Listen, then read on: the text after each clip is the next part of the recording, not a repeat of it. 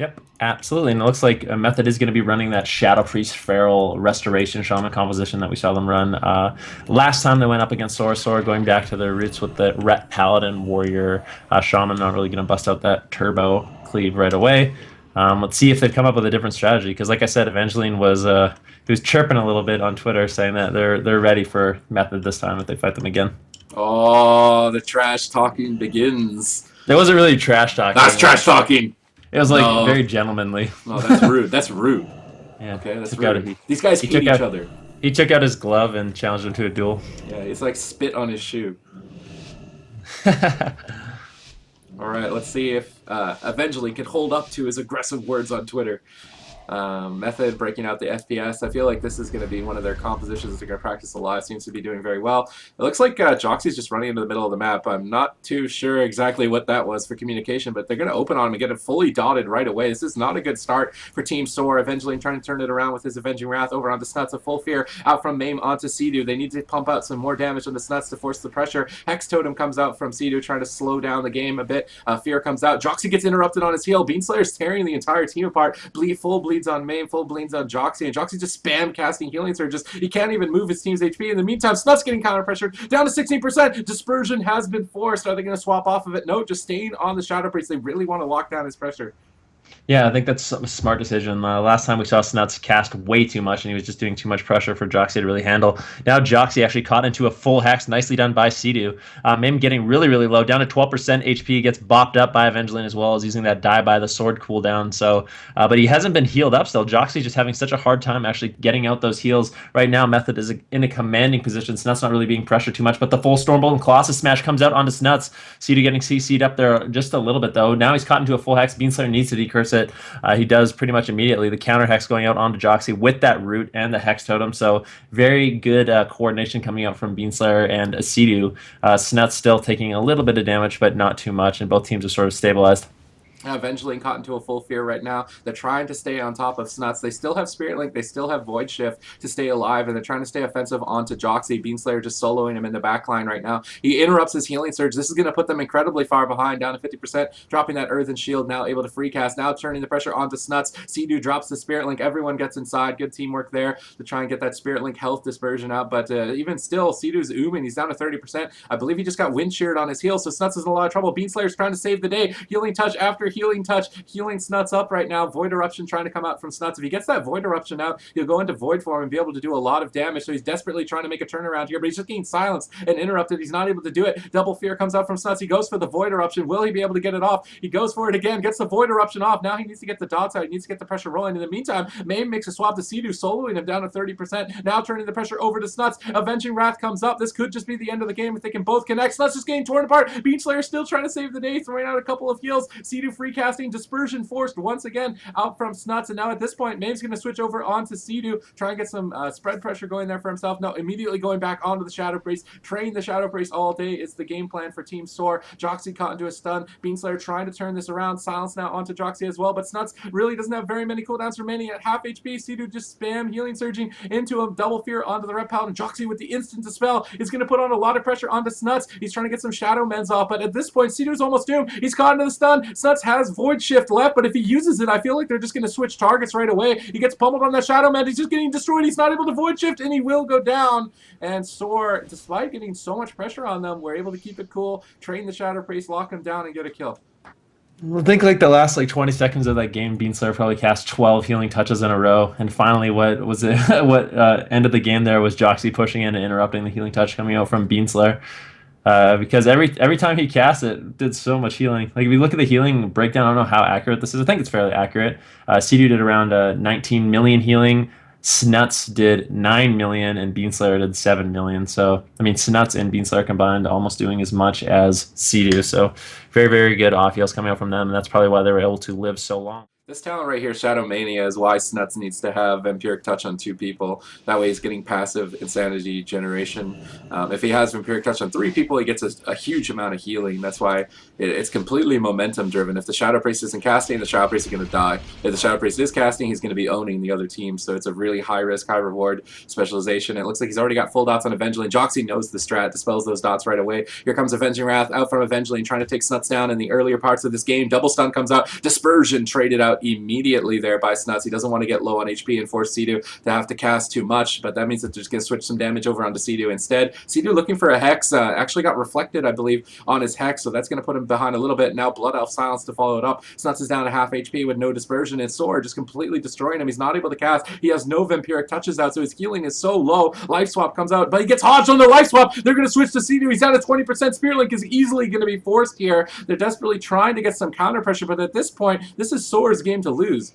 Yeah, that was a really risky dispersion by Snuts in the beginning. Mame had not used any offensive cooldown. Snuts still hovering very low at around 40% HP. Sea-Doo trying to get out as much healing as possible. Right now, Joxy's being pressured down a little bit, but Snuts dips down to 10% HP, catches a huge heal. Thank goodness for Method. But Snuts still dipping so low. Sea-Doo just can't heal through this damage. And SoaR going to take the second game 2-0, despite it being Method's map choice. Yeah. That was unbelievable. Snuts just had to use Dispersion and Life Swap so early on in the game. I don't think Beanslayer really had an opportunity to really help Snuts that much. It doesn't seem like if they full beast mode down Snuts that Beanslayer has the peels to really stop them. They're going back to their original composition. So we're jumping into game number 3 on Tolvaron Arena. Team Method going back to the Warrior Mage Shaman. Snuts has had enough. No more Shadow Priest into Warrior for him. Going to be playing that comfy mage class and being able to blink away from his opponents rather than getting trained down into the ground is going to help him out. Help him out survivability wise, but they're going to have to find a way to get pressure as well. Yeah, I mean it shouldn't be too much problem with a warrior and a fire mage. Both of those classes do a lot of damage. They just have to make sure. When we saw this, what did they do? I think eventually in Mame, all SoaR just ended up tunneling down Smexen really hard. And it just didn't seem like it, yeah, that's what happened yesterday. Joxy just played relatively far away, and anytime Snuts wanted to go for CC, he had to pull away from the DPS and wasn't able to really get off that much damage. And Mame and Evangeline were just able to pressure Smexen as well as Sea-Doo super hard throughout the entire game. I think it's a good map pick from Method. It's the biggest map in the pool against the melee cleave. They can kite them around. They got a really nice opener on Tolvaron yesterday, so see if Smexen can get that good fear. He gets a fear on Evangeline, and they're just going to go after Joxy right from the get-go. Joxy pushing in aggressively, and they're trying to punch him for that. They see the Earthen Shield Totem. It looks like they're going to make a swap off of it. They're not going to waste their time attacking through it. They're going after Mame. They're trying to get Mame off of Sea-Doo. They don't want to do a Shaman race against this melee cleave. Now, Snuts sneaking in a Polymorph on a Joxy. Mame could be in a bit of trouble. Down to half HP, throws out a defensive fear. Sea-Doo is still down at half. Mame is down at half. Seems like those are going to be the primary targets for now. This could be the die by the sword out from Mame. He's dipping dangerously low. Joxy caught into a Dragon's Breath now. Mame pops the Avatar Battle Cry, looking to try and get some counter pressure. Counter-Strike Totem down from Sea-Doo. They need to kill the Counter-Strike. Looks like they killed it off. That will not be punishing him, but regardless, die by the sword has been forced, and SoaR are playing hyper-aggressive right now, and they're getting punished, I feel, for it. Yeah, Sea-Doo's in a lot of trouble. He might have to actually throw his Spear Link Totem now. She gets hexed up there for a short second. Throws down the Spear Link Totem. He should be A-okay for now. The triple Shockwave coming out from Smexen, though, onto all of SoaR. Mame getting a bop there from Evangeline. Gets removed by Snuts or by Sea-Doo.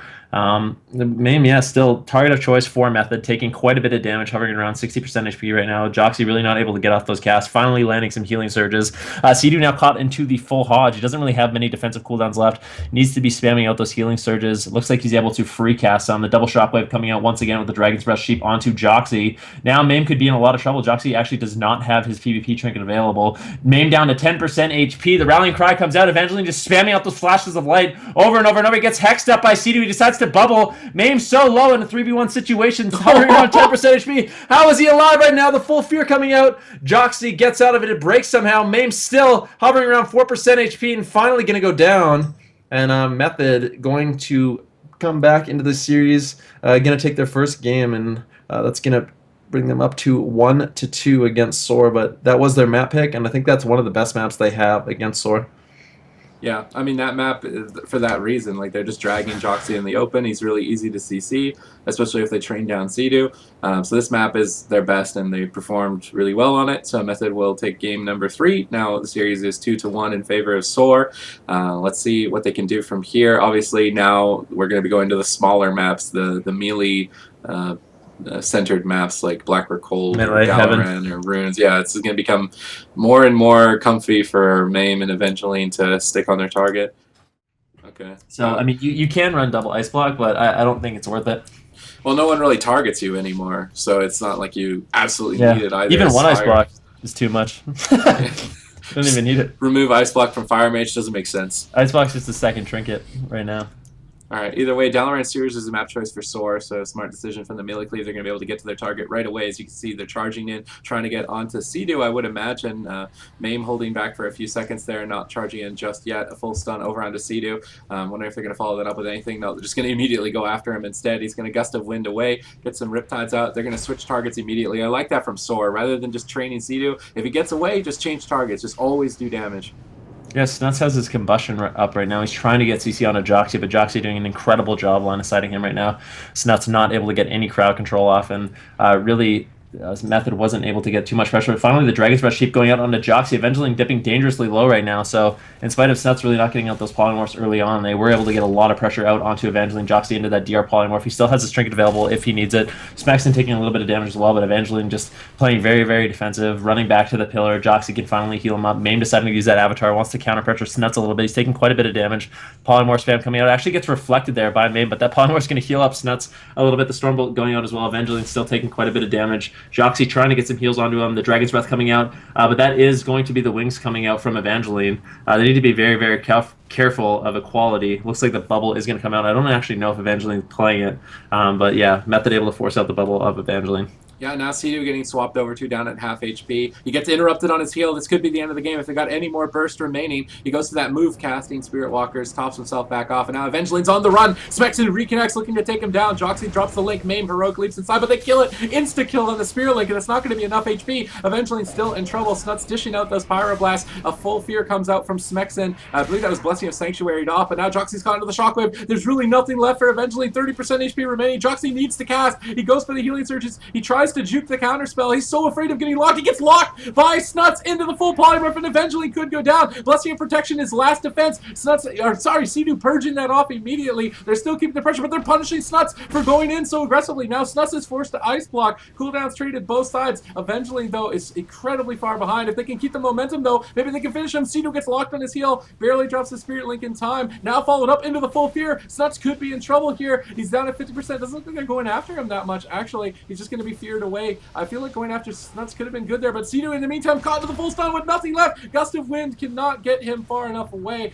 and SoaR will claim victory now 3-1. An amazing survive from Evangeline. Yeah, absolutely. Just decided to play very defensive. Smexton is going to go down here as well. And after Sea-Doo dropped that Spirit Link totem, he just wasn't able to really recover his HP. Mame and eventually able to really capitalize on that. And I believe it was out of a fear they swapped him, right? I think Mame ended up getting a fear, and Sea-Doo got maybe caught into... Maybe that didn't happen. But yeah, I guess ultimately Sea-Doo just not able to top himself off after that Spirit Link totem. And yeah, Evangeline and Mame were able to capitalize on that. I like what Evangeline did. Once he felt like he was in trouble, he just went to the box. Method felt like they had to sort of ride that momentum and pressure that they had, and it might have ended up costing them the game. They got pulled into sort of a bad situation. So it's not a 2v3. Sea-Doo and Snuts are not that good. Smexton is here. See, he's here. Look at that. Look at that Mohawk. And that fiery transmog. And his red tiger that I don't think you can get anymore. Wow. He's making all of us feel bad that don't have that. Yep. He's not thinking about us at all. You don't feel bad? No. I'm sure someone in chat feels bad that they don't have that. They shouldn't. No? They can just feel good. Wait, I'm missing the entire enemy team now. Alright, they left the game, that's why. Alright. Oh, okay. Yeah, that's good, that's good. I'm not saying... I didn't the UI will fix itself now. Yes, good. I literally looked up, I was like looking at his transmog, and I looked up and the entire enemy team was missing, and I was like, wait. Wait, what was the mount that you were sad that you don't have? Isn't it the Zulian Tiger mount? Oh yeah, I feel bad about that. I tried to farm that mount so hard. It exalted, was all grub and never got it. And you can't get it, no more. Rip. No. I think you could only get that mount at like maybe the start of the Burning Crusade and during vanilla. I think it was still in Wrath, because I think it got removed when they put the new 5-man version of that dungeon in Cataclysm. Okay. So I think it was still in Wrath. You could still do it. At least for some of it. You can also get on the black market auction house, I guess. Oh, okay. So I just have to sit here and wait a decade. Yep. And have 10 million gold. Have an infinite amount of gold.